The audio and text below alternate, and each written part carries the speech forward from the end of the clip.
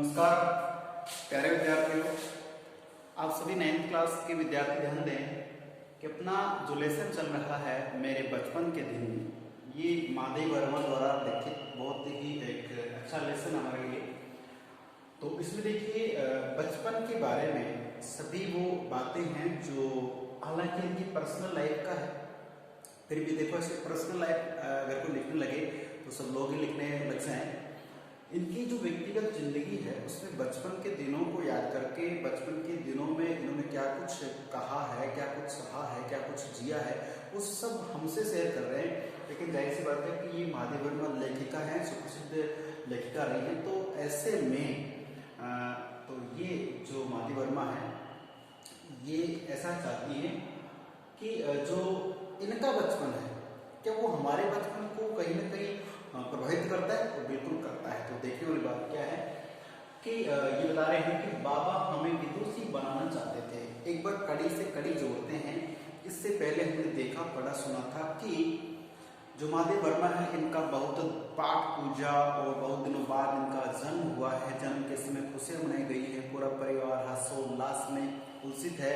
और उनके बाबा जो हैं वो दुर्गा पूजा करते हैं और बाबा जो उर्दू फारसी जानते हैं, पिताजी जो हैं वो अंग्रेजी भाषा जानकार हैं और जो माताजी हैं वो हिंदी भाषा जानते हैं। तो इनको तो घर में ही सभी भाषाओं को सीखने का सौभाग्य प्राप्त हो गया।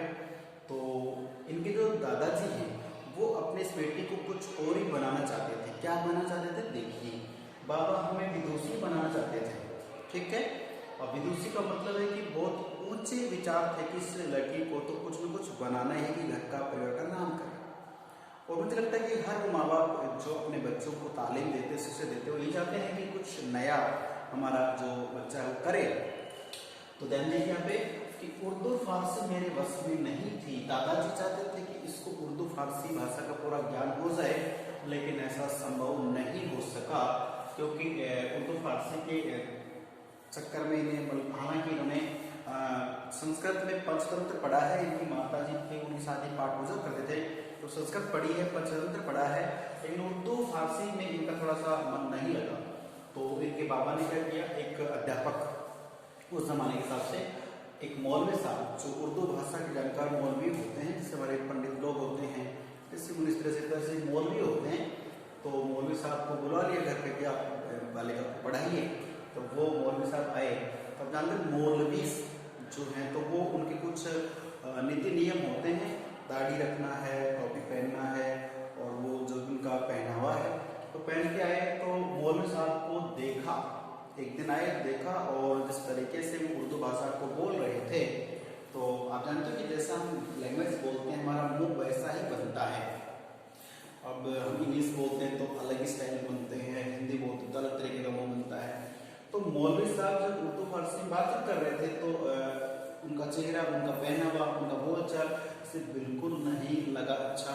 और क्या है कि देखा तो दूसरे दिन जब आए, एक दिन तो पढ़ा के चले कैसे करके, दूसरे दिन जब आए तो ये जो माधव वर्मा बालिका के रूप में थी, अपने घर में जो चारपाई, जिसे हम खाट कहते हैं, चारपाई कहते हैं ग्रामीण क्षेत्र के अवसर के हिसाब से, चारपाई के नीचे जा छुपी, अर्थात वहां से छुप गई और बाहर नहीं निकली।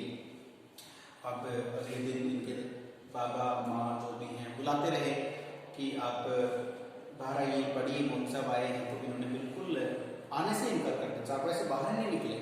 सोचिए, कई बार ऐसा आपके साथ भी होता है कि जैसे बचपन की बात कर रहे हैं कि घर में डॉक्टर साहब आ गए हैं या कोई और आ गए ऐसे व्यक्ति जिसको देख के आप डर जाते हैं, उनके सामने नहीं आते आप। तो आजकल के बच्चे तो ऐसे हैं कि जो बिल्कुल फ्रंट पे आके खड़े हो जाते हैं। चलिए, तो ये बाहर में निकली क्यों? इनको क्या था कि जो उर्दू फारसी थी वो सीखने में थोड़ा सा अटपटा लगा, नहीं सीखना चाहते थे।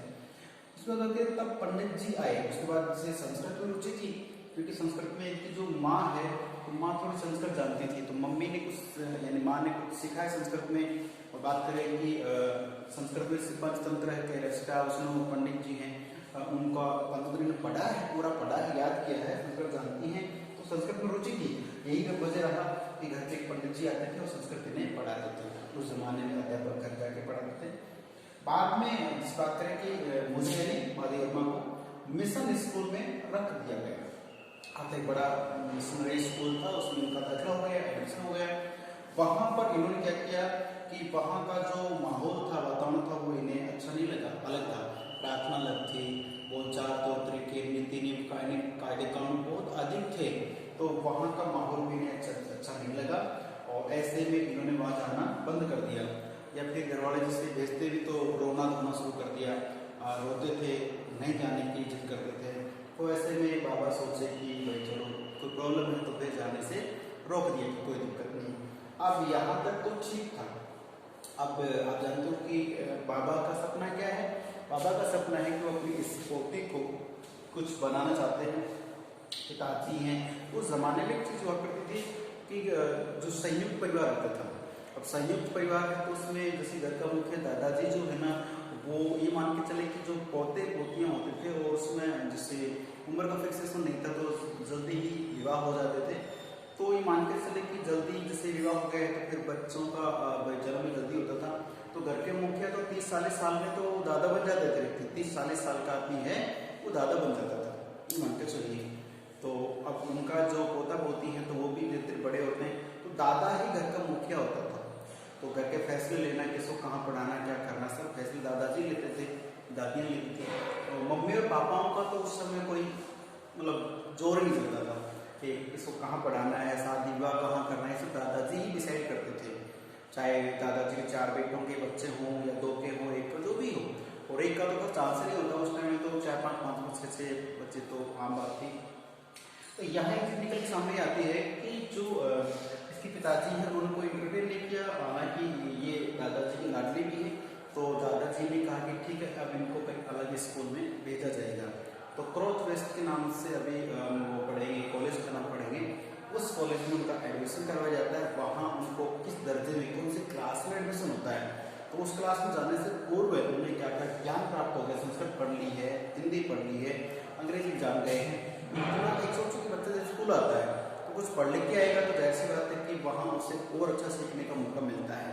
और बिल्कुल जीरो से आता है तो फिर उसको तो सब कुछ नया लगता है। इस प्रकार से बचपन में यहाँ तक हमने देखा है। अब जो आगे का है वो वीडियो हम देखेंगे नेक्स्ट क्लास में। तब तक के लिए बने रहिए। नमस्कार, धन्यवाद।